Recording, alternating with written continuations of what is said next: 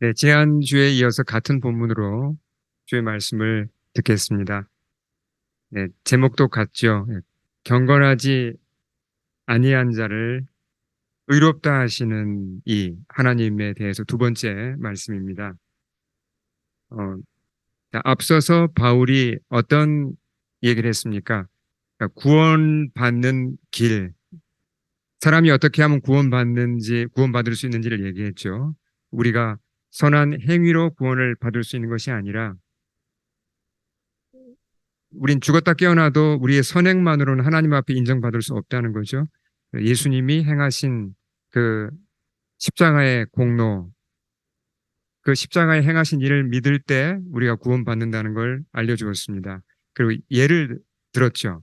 이미 구약 시대에도 그런 일들이 있었다는 것을, 아브라함도 믿음으로 구원받았다는 걸 얘기해주고, 오늘은 이제 두 번째로 다윗도, 그 유명한 다윗조차도 행위가 아니라 믿음으로 구원받았다는 것을 바울이 우리에게 설명합니다. 그래서 오늘 다윗 부분을 한번 우리가 조명해서 자세히 보겠습니다. 다윗이 구원받은 얘기를 하기 위해서는 다윗의 죄를 먼저 이제 얘기해야죠. 이 사건은 사무엘하 11장과 12장에 잘 나와 있습니다. 이 부분은 이제 제가 권면해 드리기는 이제 댁으로 돌아가셔서 사무엘하 11장부터 12장을 자세히 한번 읽어보시면 좋겠습니다. 그 당시 이제 이스라엘이 전쟁 중에 있었어요. 이 사실이 중요합니다. 그냥 태평 시대가 아니라 모압과 어, 아주 그 큰 전쟁 중에 있었습니다. 그 전쟁을 배경으로 다윗이 이제 범죄하는 그런 개인적인 범죄가 거기에 이렇게 어, 두 가닥실이 서로 이렇게 섞여서 짜여지듯이 전쟁이라는 하나의 그 실과 다윗의 그 불륜 사건이 같이 이렇게 엮여서 그렇게 서술되고 있습니다. 보통 전쟁이 일어나면 그 당시는 왕이 참전을 했습니까? 당연히 전쟁에 나가야 합니다. 근데 다윗은 그때 전쟁에 나가지 않았습니다. 그 사령관인 요압을 이제 요압에게 책임을 지워서 내어보내고 군사들을 다 맡겨서 내어보내고 자기는 왕궁에 머물렀죠. 그의 태도에 이제 문제가 있습니다. 벌써 왜 전쟁에 가지 않았을까? 아팠을까? 아픈 건 아니었거든요. 그러니까 뭔가 그가 영적으로 해이해지고 뭔가 긴장이 풀렸다는 게 드러납니다. 이어지는 이제 말씀 우리 사무엘하 11장 2절을 보면 다윗이 몇 시쯤 일어났다고 되어 있습니까? 저녁 때 다윗이 침상에서 일어났다고 되어 있습니다. 왜 저녁 때 일어났을까? 뭐 자세한 건 모르지만 분명히 이게 좀 문제가 있습니다. 왜 그러냐면 전쟁터에 자기 아끼는 부하들과 지금 언약궤까지 다 나가 있는데 잠이 옵니까? 사실 이 나라에 지금 흥망이 걸려 있는 상태고 사랑하는 사람들이 지금 전쟁 중에 있는데 잠이 잘 안 와야 정상이 아닙니까? 새벽같이 일어나서 하나님께 엎드려 기도하고 그래야 될 것 같은데 이 사람은 지금 늦잠을 자고 늦게 일어났습니다. 그것도 아주 저녁 무렵에 다윗의 태도가 지금 굉장히 문제가 있죠. 그러니까 겸손함을 잃어버렸고 뭔가 영적인 긴장이 지금 무너져 있습니다. 사무엘서 기자는 계속 다윗의 행동을 이렇게 서술합니다. 왕궁 옥상을 거닐었죠. 이제 왕궁은 보통 집보다 훨씬 높습니다.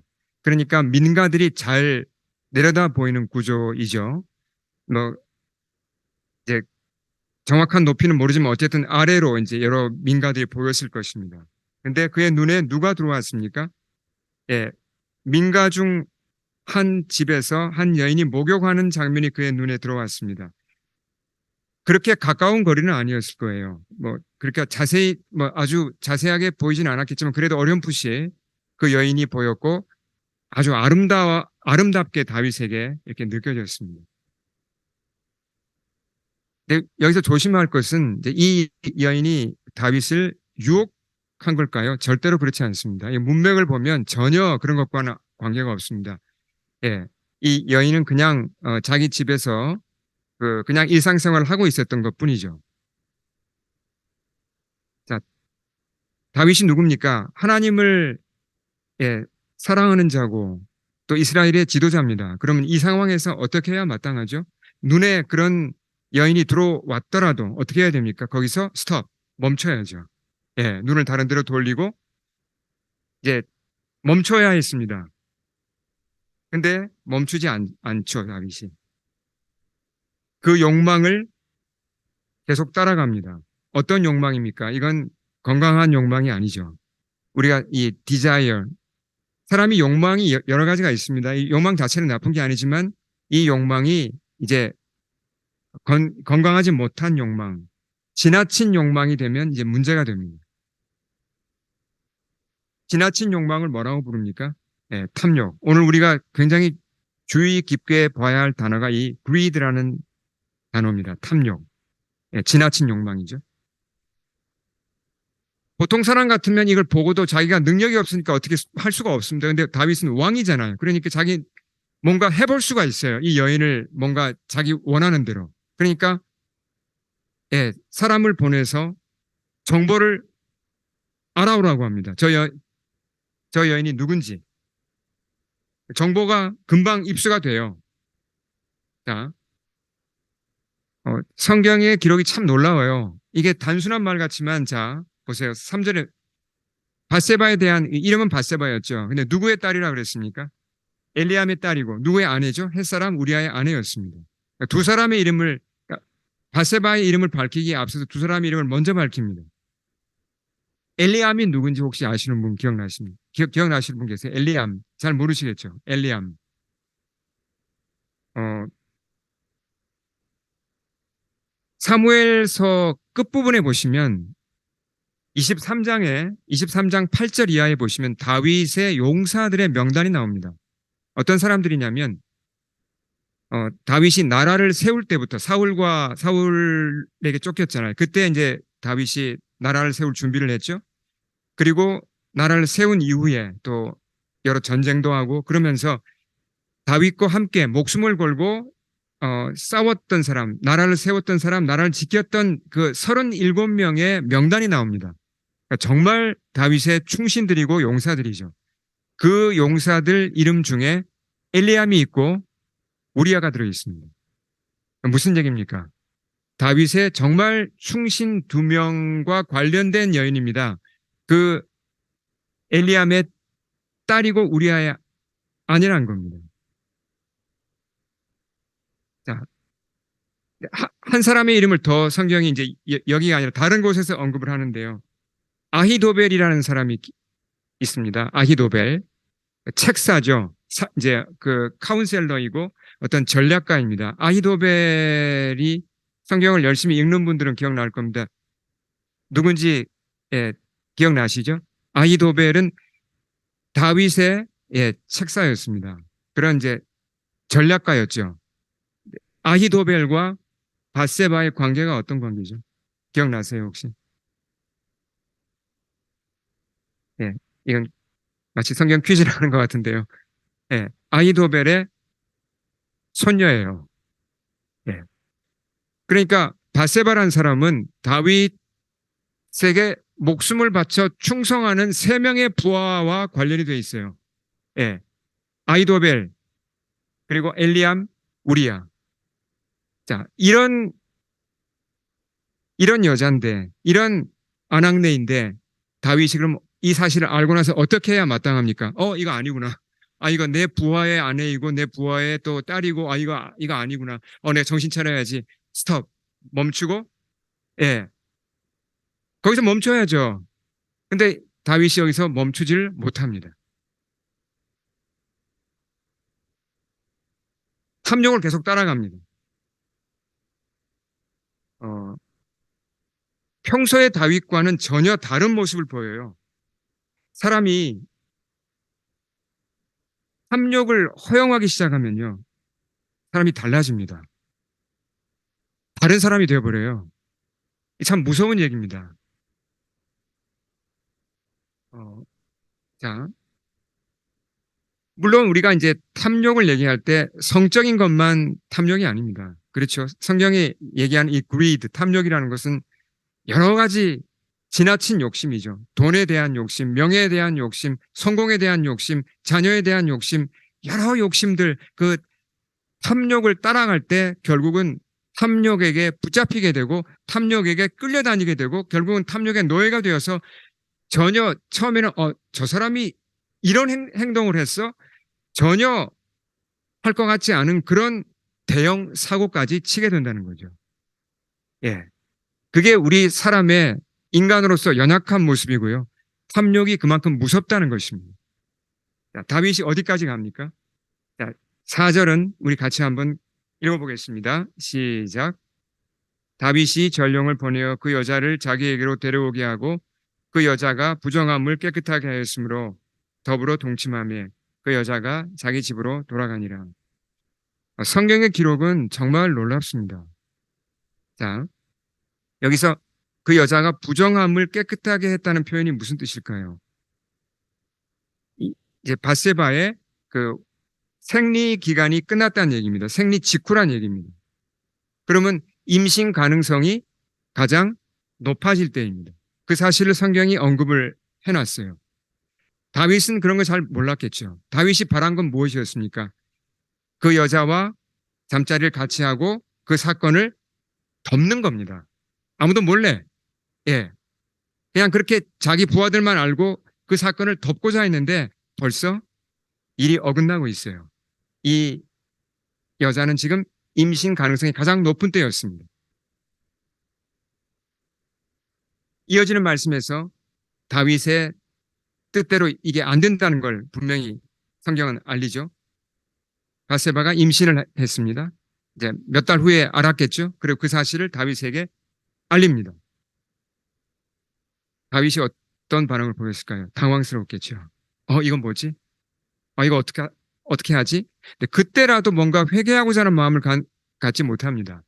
지금 아직까지도 지금 다윗은 탐심에 이끌리고 거기에 끌려가고 있기 때문에 행동을 이상하게 해요. 반응을 이상하게 합니다. 어떻게 하면 이 허물을, 나의 부끄러움을 쓸까? 숨길까에만 지금 관심이 갑니다. 어떤 작전을 그래서 씁니까? 요압 장군에게 연락을 하죠. 우리야 그 친구 휴가 줘라. 그래서 우리아에게 갑자기 휴가가 주어지고 예루살렘으로 그를 오게 합니다. 그래서 분위기를 잘 만들어주고 왕이 직접 그 우리아에게 특별 휴가니까 집에 가서 잘 쉬라고 아내와 잠자리를 같이 할 수 있도록 그렇게 유도합니다. 근데 그게 잘 먹혔나요? 안 됐죠. 어, 성경이 우리아의 이름을 밝힐 때 앞에 뭐라고 이 말을 꼭 합니다. 자, 우리아 앞에 뭐가 붙어 있죠? 헷 사람. 헷 사람이란 게 보면 히타이트족을 얘기합니다. 히타이트. 예. 이스라엘 사람이 아니에요. 우리아는 원래 이방인입니다. 예. 이방인인데 어떻게 하나님의 은혜로 하나님을 믿게 되었고 이스라엘 국민이 된 겁니다. 그러니까 이민 와서 영주권 받아서 이제 이스라엘 백성이 된 사람이에요. 그러니까 외국인이었단 말이에요, 원래. 근데 이 외국인 출신 우리아는 하나님을 향하여 지금 어떤 자세를 가지고 있습니까? 자기한테 특별 휴가가 주어졌습니다. 집에 가서 자기 아내와 편히 잘 쉴 수 있습니다. 근데 집으로 가지 않고 왕궁 문에서 잡니다. 왜요? 하나님을 경외했기 때문에. 저는 그렇게 못합니다. 제 지금 동료들이 전쟁터에 있고 그런 상황에서 제가 혼자 이렇게 편히 쉴 수 없습니다. 저는 직접 말은 하지 않았지만 우리아는 그런 표현을 쓴 거죠. 저는 하나님을 경외하고 우리 군사들을 존중합니다. 저는 이렇게 제가 편하게 전 지낼 수 없습니다. 정말 순수하게 행동하고 있고 하나님 앞에 정말 그가 두렵고 떨림으로 행동을 하고 있어요. 다윗이 이 우리아를 보면서 뭘 느껴야 했습니까? 저 친구 보니까 내 양심 좀 찔리네. 저 외국 출신인데 저 친구가 하나님을 경외하고 저렇게 나라를 사랑하는구나. 나에게 충성하는구나. 나는 뭐지?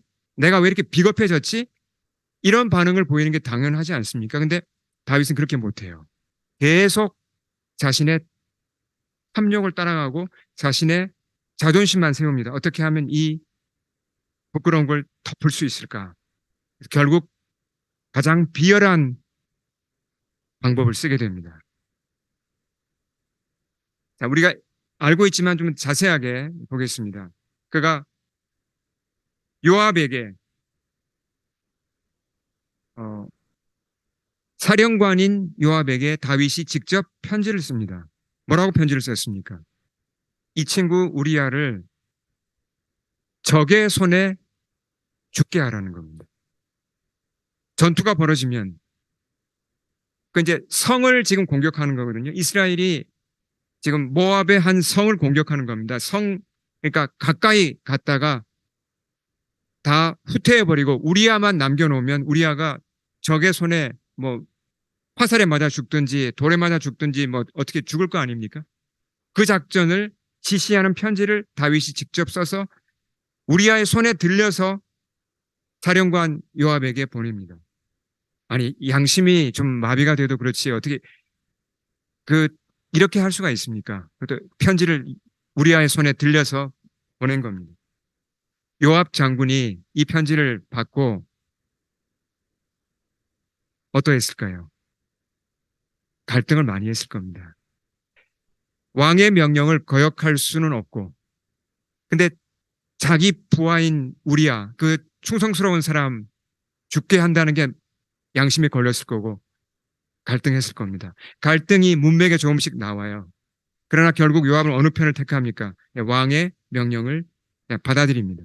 그렇게 해서, 예, 작전을 짜서 우리아가 모압의 이제 화살에 맞아 죽게 만듭니다.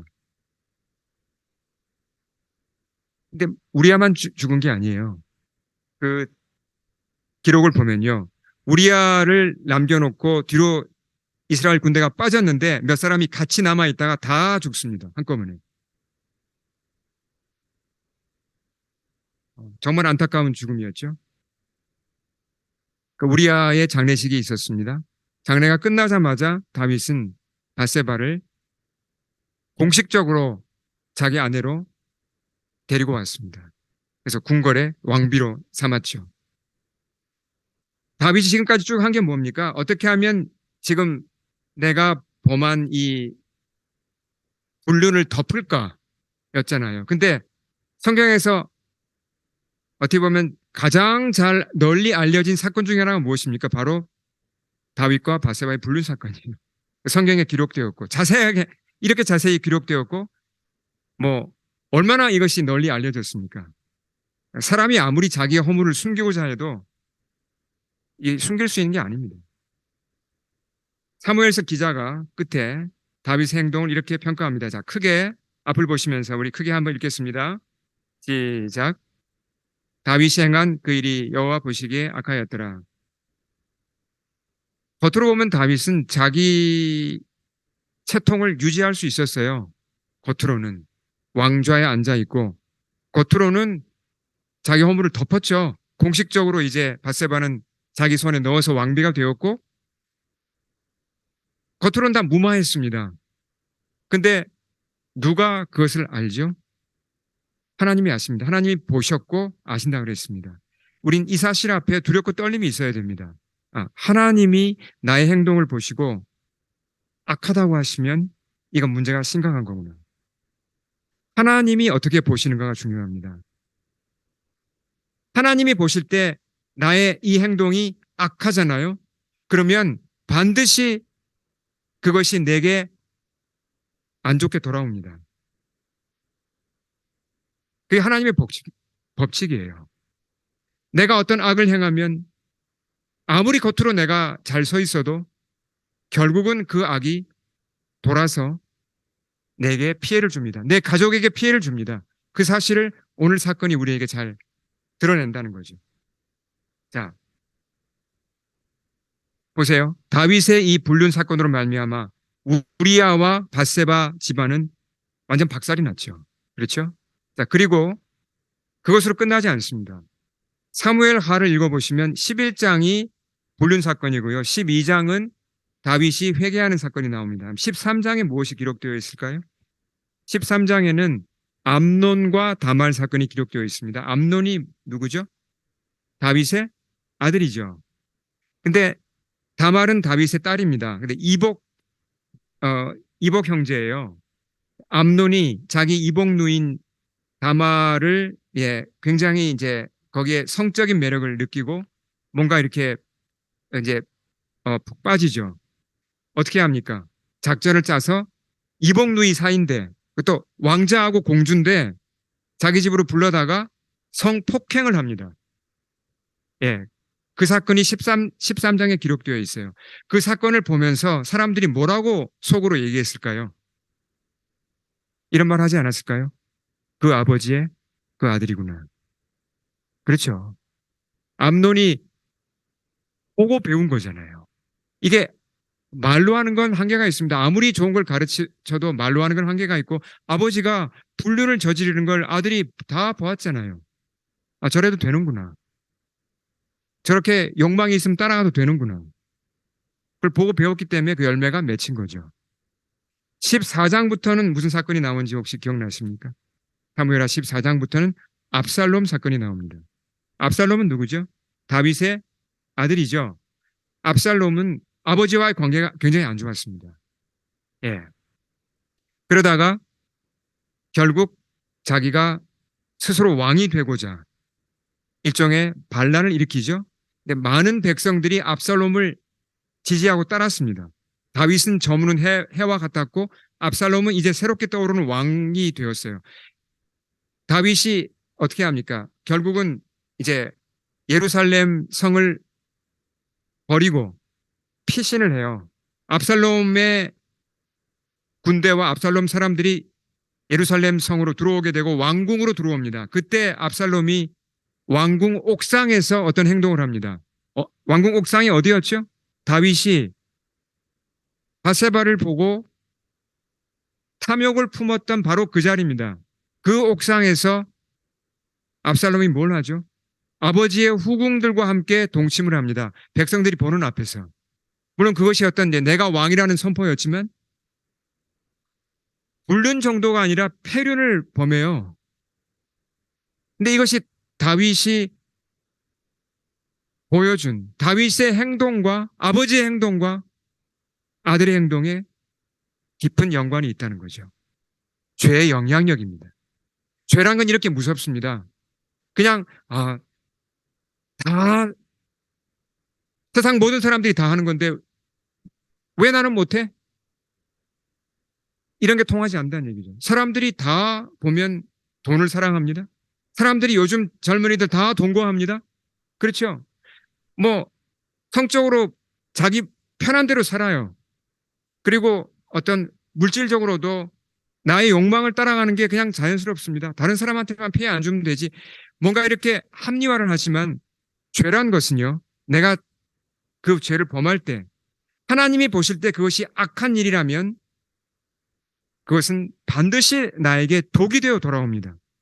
내 가족에게 독이 되고 죄의 악한 영향력이 결국은 우리 가정을 파괴하고 우리 사회를 파괴한다는 겁니다.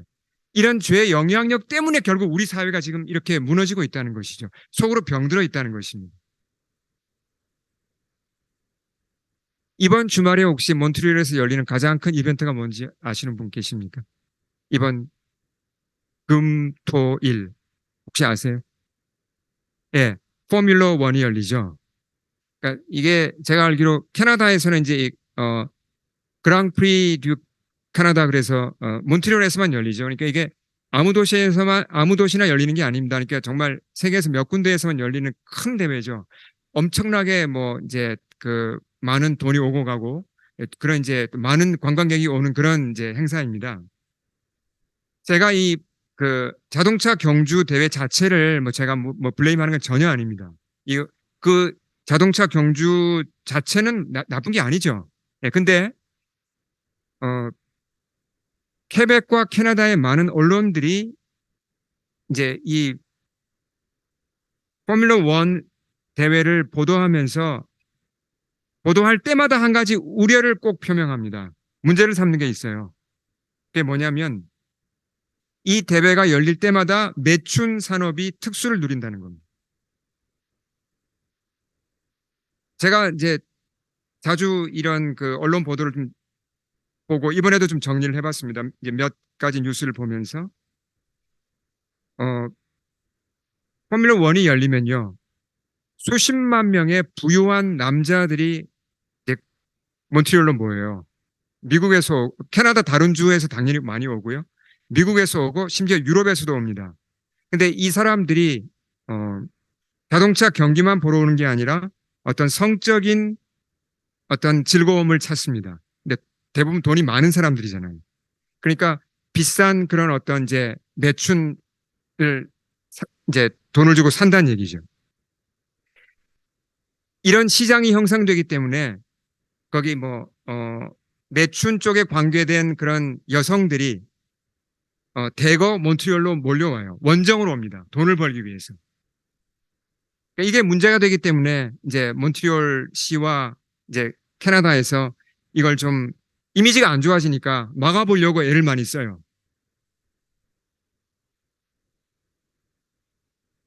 몬트리올은 참 아름다운 도시입니다.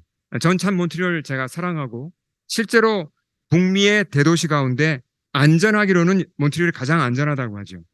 그리고 대학 도시이고 정말 여러 면에서 좋은 도시고 심지어 북미의 파리라고 불리지 않습니까? 근데 이런 이제 그 매춘 산업에 있어서는 큰 약점을 안고 있어요. 그러니까 캐나다 다른 주에 비해서 법이 느슨하다고 해요. 많은 걸 허용해주고 그러니까 이제 그런 매춘 산업 하는 사람들이 몬트리올로 몰려들어서 이런 포뮬러 1 같은 게 있으면 수를 누리고 뭔가 이렇게 장사를 하고자 한다는 것입니다. 자, 이렇게 볼 때 몬트리올이 겉으로는 아름다운 곳이지만 영적으로 보면 어떤 곳이라는 걸 알 수 있습니까? 영적으로 보면 유혹이 많은 곳입니다. 영적으로는 그래서 상당히 위험한 곳이죠. 실제로 상당히 많은 사람들이 이 성적인 탐심을 따라가다가 몸과 마음이 상하고 가정이 깨어져요. 예. 그런 일들이 빈번하게 일어납니다. 앞서 말씀드렸지만 탐심이란 건 성적인 것에 국한되지 않죠. 많은 사람들이 돈을 우상으로 섬기고 있습니다. 정말 여러 건강하지 못한 그런 욕심에 이끌려 다닙니다. 근데 몰라요, 그것을.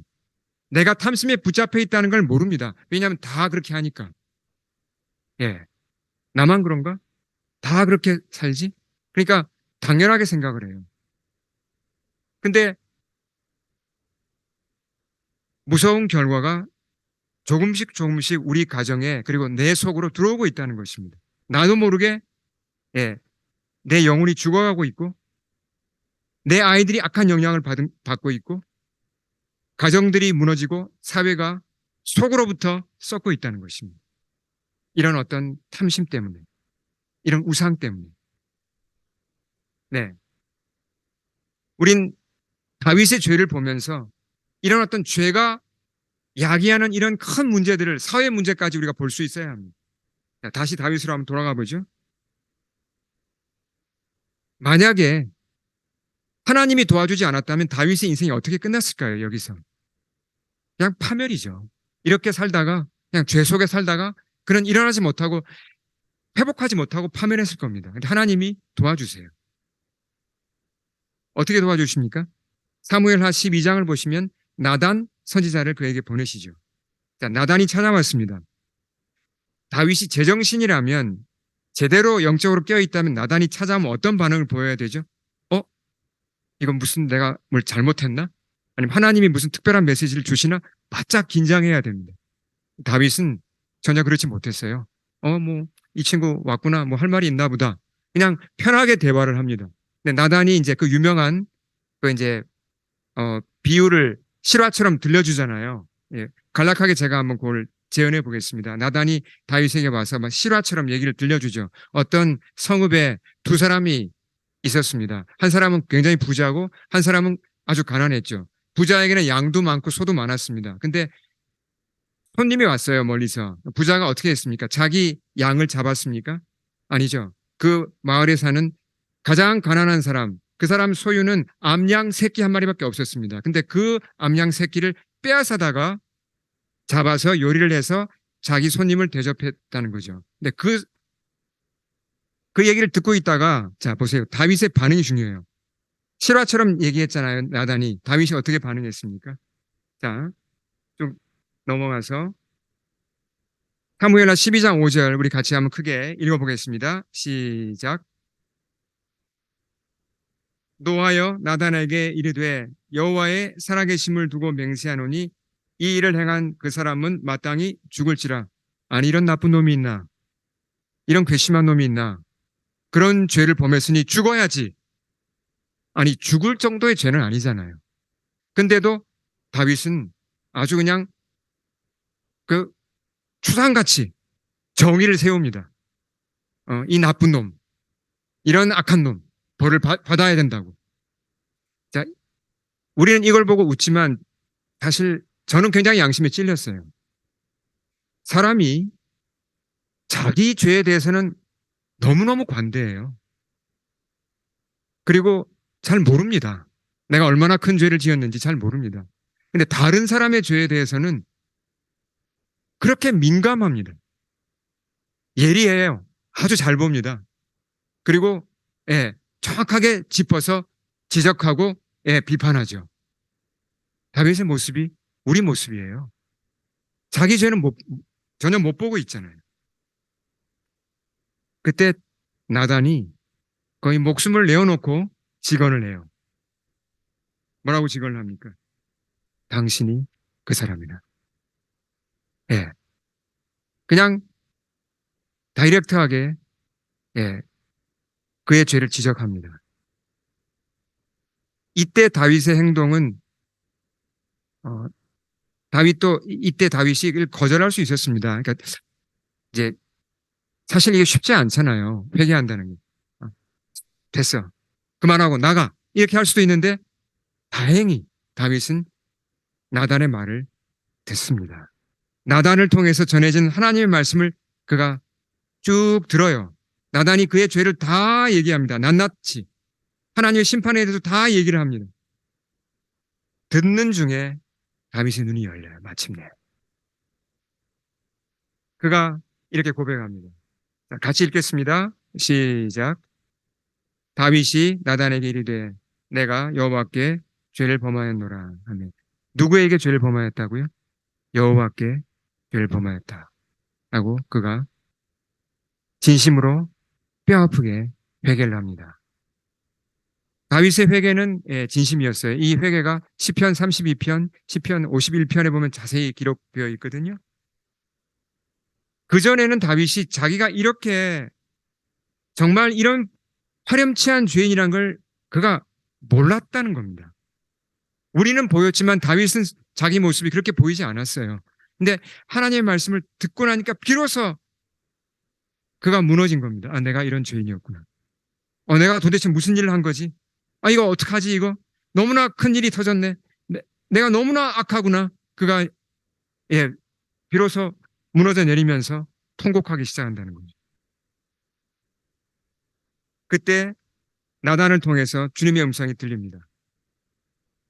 여호와께서도 당신의 죄를 사하셨나니 당신이 죽지 아니하려니와. 주님이 용서의 음성을 들려주십니다. 근데 물론 이게 이렇게 간단한 얘기는 아닙니다. 주님이 용서하신다고 했지만 이미 뭐 죽은 우리아를 어떻게 할 겁니까? 뭐 그런 걸 다 원상복구할 수는 없는 거죠. 그렇죠. 다윗이 책임져야 될 건 책임을 져야 됩니다. 그렇지만 하나님께서 다윗을 심판하지 않고 용서해 주겠다고 약속하신 것이죠.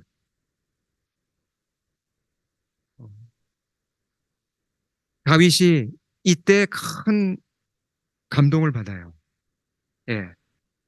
이게 이제 그 오늘 말씀에서 바울이 이걸 인용합니다. 다윗이 그때 자기가 받은 그 용서받은 은혜를 시편 32편에 기록을 했거든요. 그 1, 2절을 바울이 로마서에서 인용을 합니다. 그러니까 일한 것이 없이 이건 선을 행한 게 없다는 얘기죠. 그럼 선을 행한 게 없으면 심판을 받아야 되는데 하나님이 어떻게 해주신다고요? 너는 이제 의롭다. 이렇게 구원을 선포하시고 용서를 선포하신 그 이런 용서를 받은 자는 정말 복되다. 라고 하면서 다윗의 예를 듭니다. 다윗이 한 말을, 이건 다윗이 한 말입니다. 시편 32편에서 불법이 사함을 받고 죄가 가려짐을 받는 사람들은 복이 있다. 주께서 그 죄를 인정하지 아니하실 사람은 복이 있다라고 다윗이 노래한 걸 바울이 인용합니다. 자, 정리를 끝으로 한번 해보겠습니다. 바울이 이런 얘기를 했어요. 자, 사도 바울이 디모데전서 1장 15절에서 나는 죄인 중에 괴순이라. 기억나십니까? 이게 무슨 고백일까요? 나는 죄인 중에 괴순이라. 바울이 다른 사람들에 비해서 어마어마하게 많은 죄를 지어서 하나님 저는 죄인 중에 제가 짐승과 같은 죄인입니다. 이런 고백일까요? 아니면 바울이나 다른 사람이나 죄를 지은 건 비슷한데 바울이 자신의 죄를 자기가 죄인임을 제대로 깨달으니까 이런 고백이 나온 건가요? 어느 쪽이죠? 두 번째입니다. 우리가 하나님의 용서의 은혜를 체험하기 위해서 큰 죄를 지어봐야 할까요?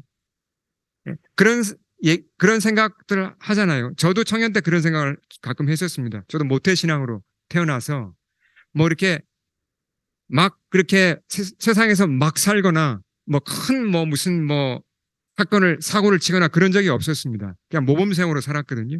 그러니까 이거 하나님께 죄를 용서받는 게 좀 실감이 잘 오질 않았습니다. 내가 무슨 그렇게 큰 죄를 지었다고 뭐 이렇게 거창하게 하나님께 용서를 받고 말고 그런 생각이 들었거든요. 그러니까 한번 그냥 제대로 한번 타락해 봐가지고 큰 죄를 지어서 한번 왕창 무너졌다가 그렇게 한번 용서를 받아야 이게 사죄의 은혜, 용서의 은혜가 내 마음에 좀 와닿는 게 아닌가. 그런 생각을 한 적도 있어요. 근데 이게 맞는 생각입니까? 아니죠. 전혀 그렇지 않습니다. 우린 다 죄인이에요. 50보 100보입니다. 정말 하나님의 은혜로 내가 죄인이라는 걸 깨닫는 게 중요하다는 겁니다. 바울이 자기 죄를 깨달았기 때문에 나는 죄인 중에 괴수라고 고백을 한 거예요. 그러면 그때부터 이제 뭘 의지하죠? 내 행위를 의지합니까? 그게 아니죠. 그리스도를 의지할 수밖에 없습니다. 내가 그리스도의 은혜로 사는구나. 그리스도께서 나를 대신해서 죽으셨기 때문에 내가 사는구나. 그리스도를 더 알고자 하고 더 의지하고자 하고 그분을 의지하고 살게 된다는 겁니다. 그래서 놀랍게도요. 다윗이 쓴 시를 보면 이후에 다윗이 보면 그의 시편에서 장차 오실 그리스도에 대한 것이 많이 나옵니다. 그가 그리스도를 사모하고 바라보고 의지했다는 게 드러나죠. 그리고 이 사건 이후에 다윗의 삶을 보면 변했어요, 그가. 학자들에 따르면 다윗이 다시는 성적인 범죄에 넘어지지 않았습니다. 그리고 그가 한 차원 성숙해지고 성장한 모습으로 정말 하나님을 사랑하는 사람으로 변화되어서 그의 삶을 마치는 걸 볼 수 있습니다. 이 모든 게 뭘 알았기 때문이죠? 나는 잘한 게 없으나 나는 악하나 하나님이 내 믿음을 보시고 나를 용서하셨다는 그 은혜를 알 때, 그 용서를 알 때 사람이 이렇게 변한다는 거죠. 우리 함께 기도하겠습니다. 주님 앞에 엎드리겠습니다.